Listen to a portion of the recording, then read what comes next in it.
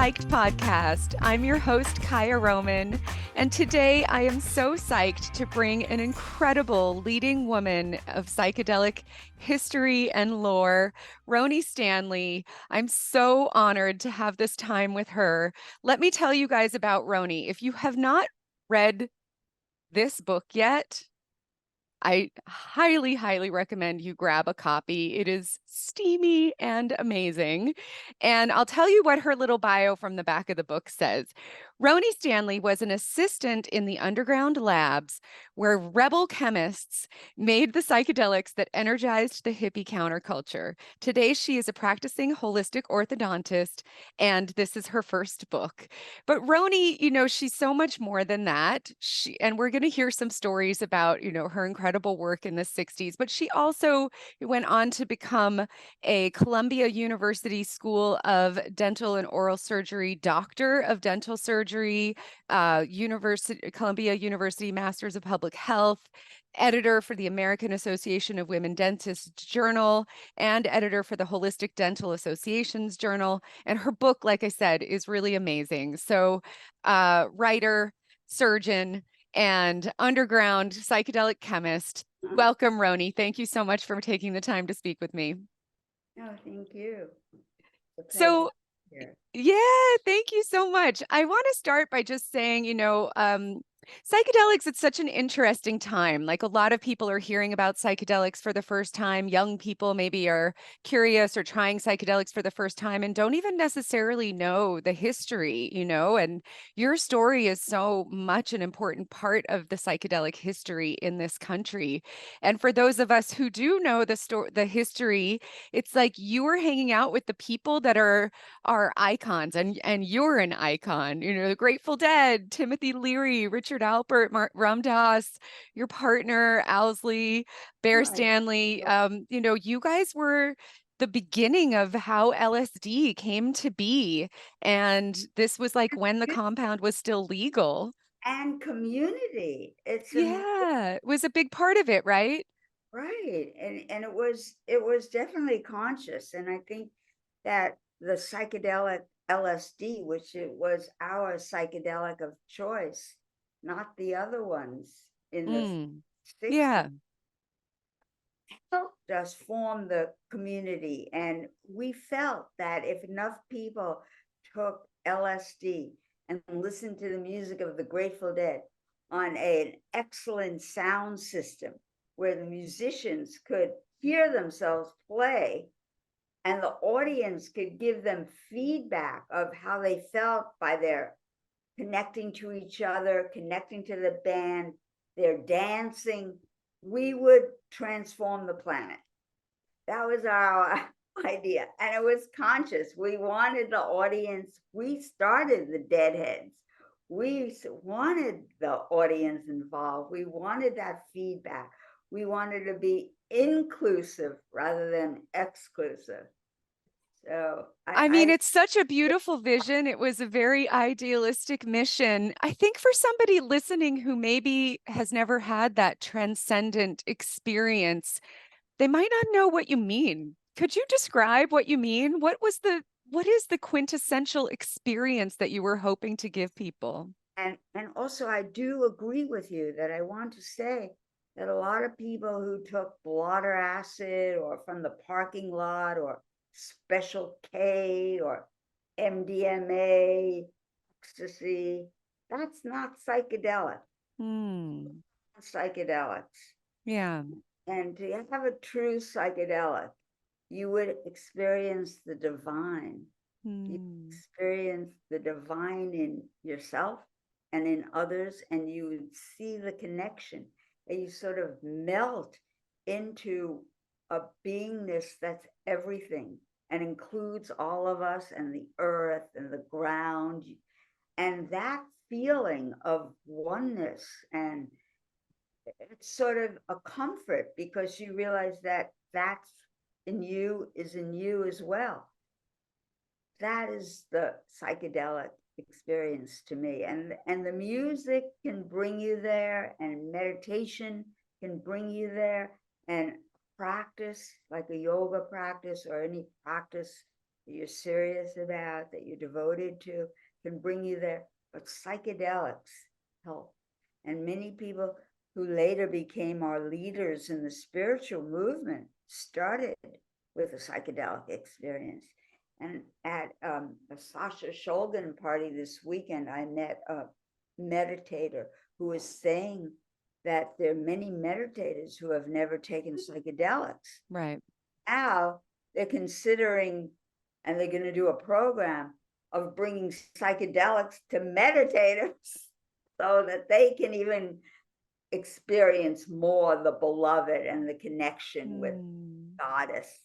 Yeah. Oh my goodness. What you're saying is like almost bringing tears. I'm having to hold back the tears because I resonate with what you're saying so much. And this is why I give my energy to educating about psychedelics, because I have experienced that connection with the divine through psychedelic experiences that you're speaking about. And I want everyone on earth to have that experience, because I think that once we have it, we will understand a more of a collective consciousness and connection and oneness. And my hope and prayer is that that will help us to take more responsibility for each other and this planet, kind of just in time. And that was one of the things that you guys were talking about when I met you and some of your peers up on stage at Discovery Con on Bicycle Day in San Francisco. Like psychedelics for world peace was really, I think, what your goal is and was. When we were making that movie, so I've been involved with people who have done time in prison for psychedelics. And when they told me that they had this dream that if they ever got out of prison for serving a lifetime sentence for distributing LSD, they would make a movie about it. And so Yeah. I helped them. I got them together with the pioneers in psychedelics. Wow. And they said to me, well, our goal is to get legalization. And I said, no, not that. Our goal is world peace. Yes. Yes, exactly. My belief is that if enough people took a true psychedelic, and I don't consider ketamine, and I know it's going to be Yeah. legalized, but it's Yeah. big pharma, and I'm Yeah. suspicious of money and big drugs. And MDMA is amphetamine, and it may break down your barriers, but it interferes with your serotonin reuptake, and that's not good. So I'm into the true psychedelics, and Yeah. LSD is a semi-synthetic, but it comes from agotamine, which is natural, peyote, psilocybin, DMT, ibogaine, ayahuasca, true psychedelics. Yeah. And I think that if enough people take them again, we can have an ethical society where we think about our brother, because our brother is us. We are you. I am you. And I think we'll get it if we take a, and then my feeling is you don't have to keep taking drugs. Yeah. I feel I can go back to my pivotal psychedelic experiences, and I felt this, and people have told me this, that the medicine says to you, you've taken it enough. Yep. Now use what you've Mm. learned Yeah. in and use it and give it out. And Yeah. and also I'm not in favor of young people taking drugs or even medicines. I think they should get to an age where their brain is more formed and then make a decision about taking it, and taking it in a responsible way. And Mm. I know that a lot of people know this, but the Grateful Dead, when I first met them, and it was really early in the 60s, would not take LSD and then go on stage and play. They take LSD in nature, in a set and setting that they had established, and they'd get high and they'd experience what I'm talking about. And then in the evening, they would go play. Yeah. And many people have never experienced psychedelics except at a show. Yeah. And I think they need to experience in nature, in a established set and setting, prepared fasting or eating the right food the day before, and Mm, go into the experience as a religious, spiritual experience, not mm. a trip. Yeah. Oh my gosh. I love absolutely everything that you're saying so much. The set and setting is so important because you're preparing yourself to receive those insights. And if you treat it as something sacred, then you can really receive the true benefit that these things create. And I totally know what you mean about also the medicine will let you know. My psychedelic experiences with ayahuasca, ibogaine have been very profound. And after my last ibogaine a year ago, I was like, okay, I'm done. Now it's just how can I serve? So I think it's just it's a little complicated though in this time. I know you were at Psychedelic Science. You see, there's a lot going on. It's big. There's a lot of interest, but as you say, there, MDMA is going in this path, ketamine is going in this path, and just to kind of navigate, well, what will happen with the pharmaceutical companies, or how will these logs like play out to try and create it so that people are having that sacred experience. I wonder if you have, any guidance for how things sort of get structured moving forward, because there's a lot of players obviously involved.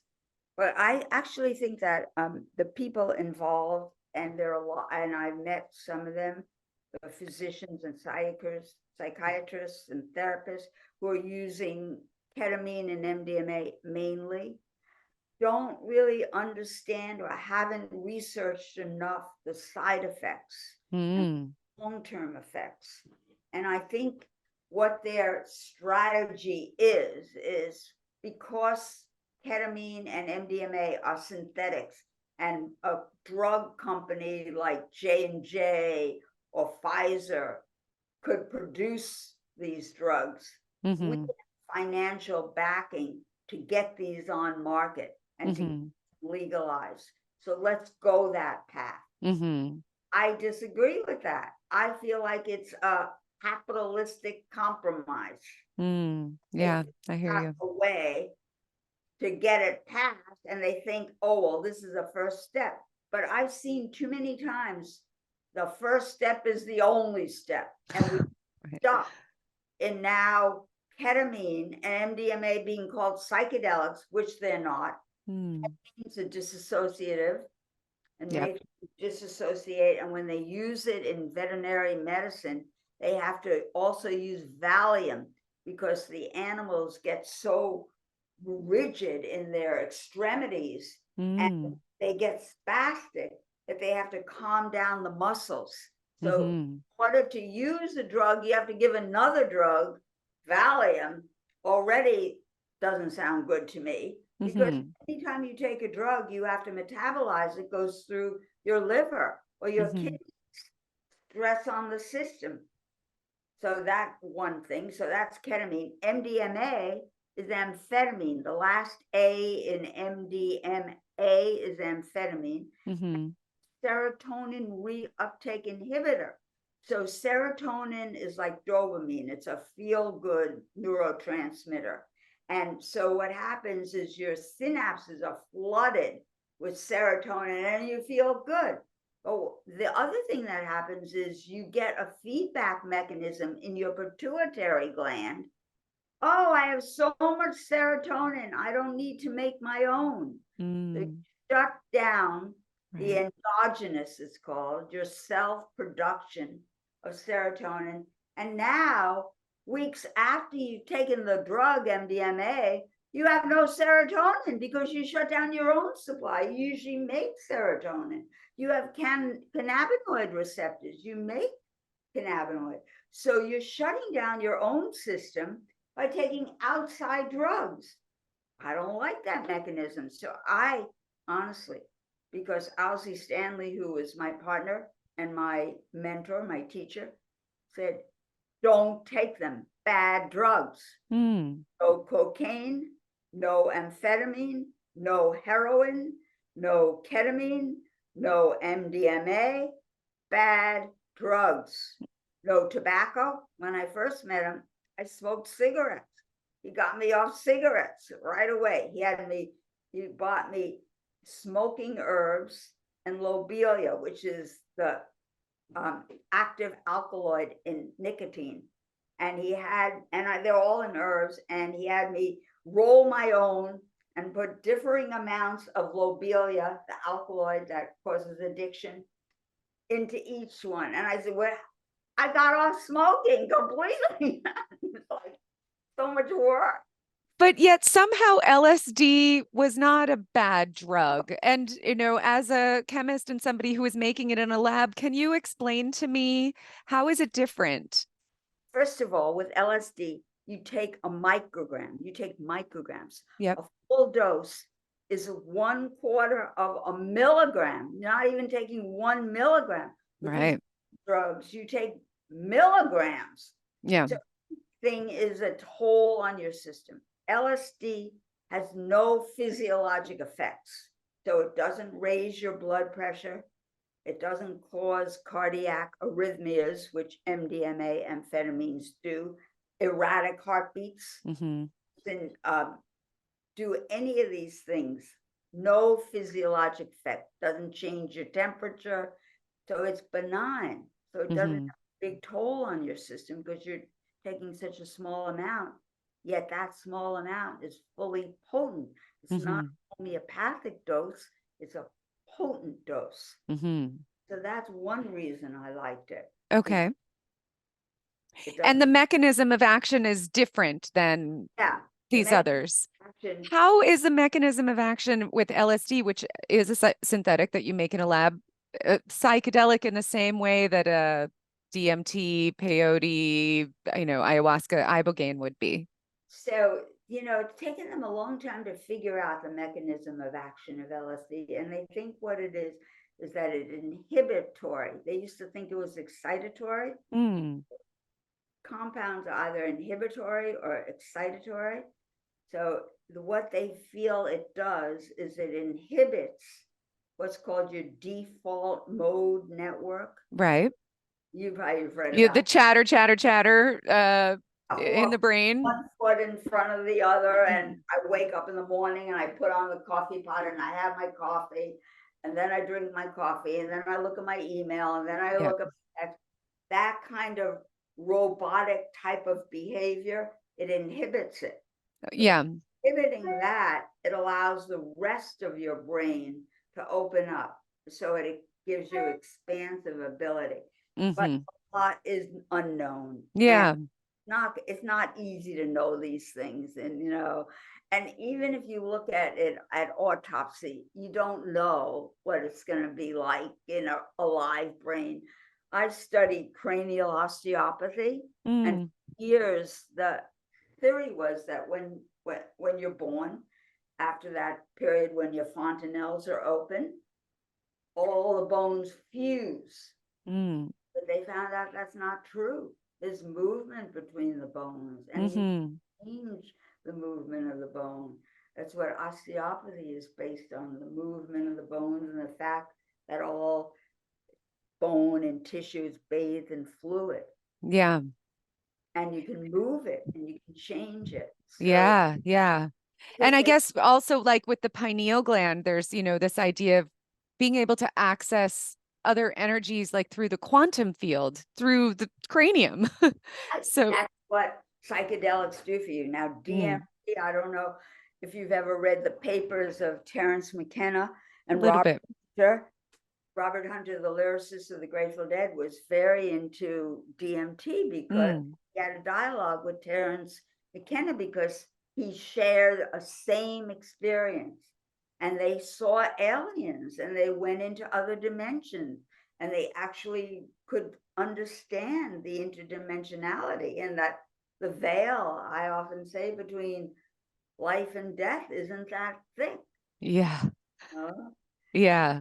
a lot of people feel spirits entering into them and can talk to other people. And I think taking a true psychedelic enables you to have that experience, so that you don't lose anybody. They're just in another dimension.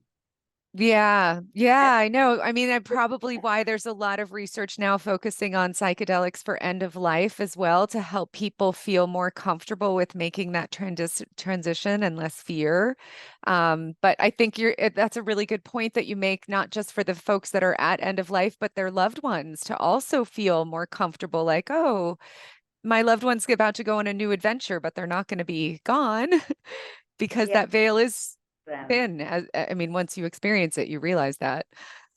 Yeah. So you guys back in the 60s, I guess were, from what I gathered from reading your book, were so keen on the benefits that people could get from having this experience that you were really trying to turn on as many people as possible. I mean, there was even like dosing going on without people even knowing that they were being dosed. For that, I'm very, You weren't in favor of that. Yeah, that seems a little extreme. yeah, and also I was concerned about the children. I want to make sure the children were safe. And Hmm. so because you see, I became a dentist afterwards. So, Right. but that inspired me. But I do think that there was an ability to have contact high too, and that by being around people who are high, you could get high. And, Yeah, and the music is a big deal. I don't know if you got into Grateful Dead or any of that music, Dead and Company. absolutely. It's so popular now, and it's just a freedom of Yeah. expression that came out. And the other thing I think that is important to note is that we didn't have mentors. We Most of us were disowned by our families because Mm, of what we were doing, right. and we really had nobody to teach us how to be. And even the women, and a lot of us were mothers, our mothers, and our own mothers weren't there to lead us, and so we leaned on each other. Mm. And I have to say, we made a lot of mistakes. Many of us brought our children to the Grateful Dead show when they were 8 days old. Right. Yeah. So I like apologizing to my son Starfinder, saying, "I'm sorry, I brought you to the Grateful Dead when you were 8 days old. I don't think I had on time. I brought you." Right. Well, there was no roadmap for what you were doing. And how does Starfinder feel now about the kind of That was not the worst upbringing thing, he had? and that wasn't the worst thing you did. Right. Let me tell you, Mom, about a few other things. Are you a mother? Do you? Yes, I have two teenagers. So if I ever make a mistake, they make sure I know about it. That's the only thing that you can do is apologize, Yeah. best you could at the time. Yeah, I yeah. wanted But to I'm watching their generation, who is interested in psychedelics and also, we're really lucky that we have a little bit more of a roadmap like you guys and the Shulgins and there's somewhat, but it's also still very new. There's so much that we don't know.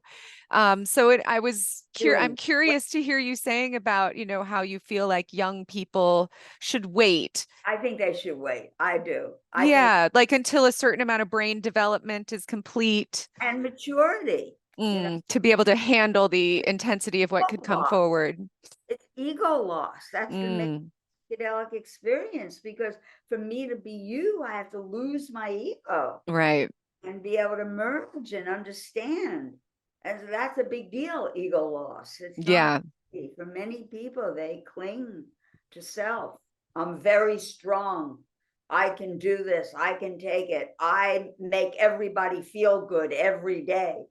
You have to give that up on some level. And not me, it's the goddess in me that, reaching out. And Yeah. that's easy. So I think it takes maturity, and luckily your children have you. Us, as we were young. And Yeah, you were quite young. How old were you when you had your first well, LSD experience? never talk about age. Yeah. Well, I know you were pretty young when you were with Bear and you guys were, running your underground labs. And then the other thing is, we were taking a risk. I was Yeah. arrested, and I knew I was doing something illegal. I could have Yeah. gone to jail. Yeah. And he did go to jail, right? to jail. And the first time Starfinder saw his father was in prison. Mm, And what about the kids? right. And a lot of these kids who grew up, their fathers were sort of myths in their time. Yeah, That's not easy either. right. Yeah, yeah. Yeah, And I mean, you kind of, in a way, maybe didn't realize it, but you sacrificed a lot so that we could learn what you do, what you don't do, how to navigate all of this. But it sounds like you also had quite a community. Like from what I gathered from reading your book, the community aspect was a big part of the culture at that time for you as well. still exists. It's amazing to me that I'm still very close to, even though she lives in Eugene, Oregon, Mountain Girl Garcia. I have friends from the early days, is still my friends. Yeah, that's so special. Jackson, who did the recording. I went to the Terrapin Crossroads uh, band Wow. yesterday in the park. Oh, fun. Now it's so intergenerational. Phil Lesh's son's up there playing with him, and I saw Amy Helm, who is Levon Helm's daughter. She was performing, and her children. I'm from Woodstock. Her children were my patients in Woodstock. So Oh, amazing. like amazing, and they're doing great. And Yeah. it was so nice to see Phil Lesh surrounded by all these little kids who are his grandchildren and his sons Oh, amazing, amazing. that we did. I think it was an amazing thing, and only now am I realizing it. And I moved back to California, and for many years I kept my whole identity a bit secret because Uh-huh. I was in a very conservative profession, dentistry. Right. And so I never talked about the fact that I was an underground LSD and DMT and STP chemist. I never talked about it, that I had made psychedelics. I went to Columbia, Ivy League, and Yeah. I didn't talk about it. And now do you feel like, I don't know, the stigma's breaking more and it feels more safe? Obviously, you're on my podcast, so you're feeling more safe to talk about it. I've Oh, seen you on yeah, stage at events. in the news. It's been Yeah. accepted.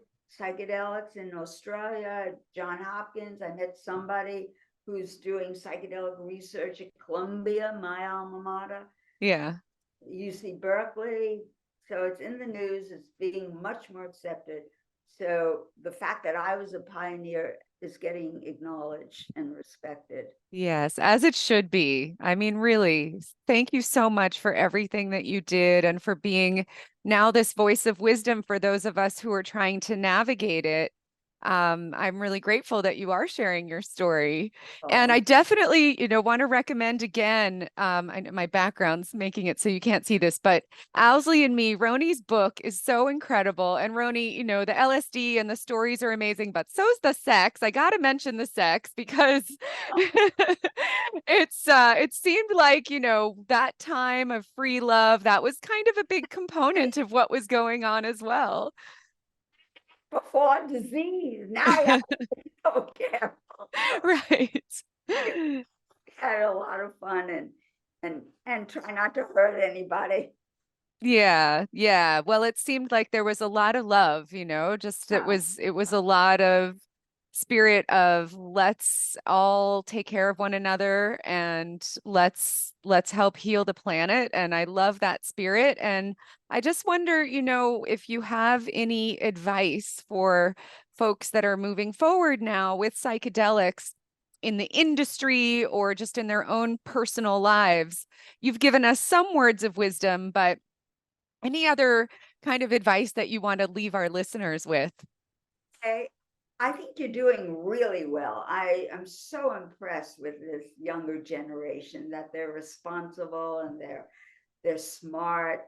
They have good nutrition, good exercise, good sleep. I think taking care of yourself is important in those basic ways, and not Mm, using too many substances ever, yeah. and whatever you do with moderation. And the other thing is devotion. I learned that from spiritual practice. I actually practice what's called bhakti, which is Oh, something you do with devotion. So if you're yeah. doing the dishes, do them with devotion. If you're cooking a meal, think of it as an offering to the divine. If you're I love that. devotion, yeah, and even in your work, right livelihood. I think it's so important to look at these rights, right speech, right thought, right action, right livelihood, and Mm, most important, right association. mm. Your community is healthy and that you're interacting in healthy ways.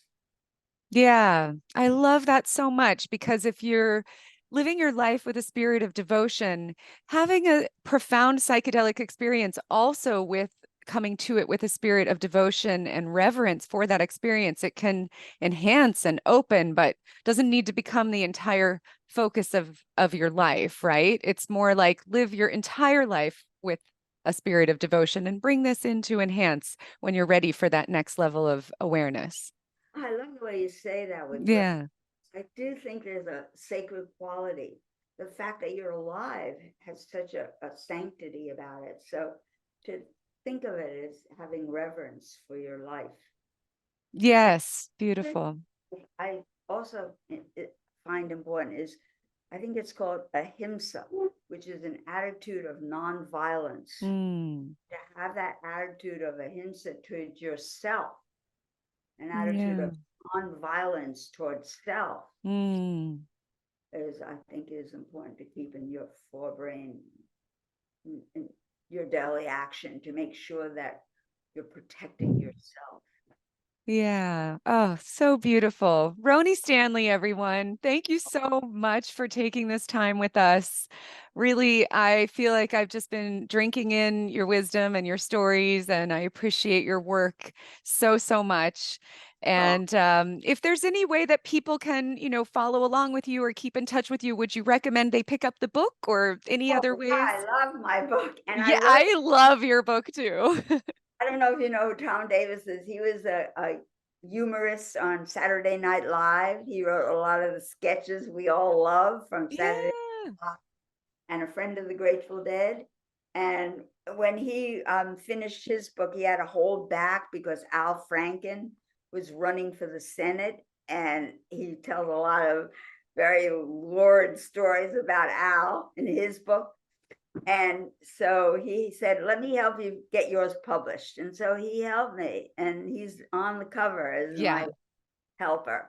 Wow, you guys really were a great team. It's so well written. I laughed, I cried, I got turned on. It was really, really good. I wanted to say that what I learned from him and also from Shamdas, who's my spiritual guide, is that the process is as important as the outcome. So Hmm. don't get attached to the outcome. Ooh, Process yeah. is important Yes. Oh my gosh. For book writing and for life. for a lot. So thank you. Wow. I know I'm going to be listening to this one over and over, and I bet other people will too. Rhoney, thank you so, so much. Take care.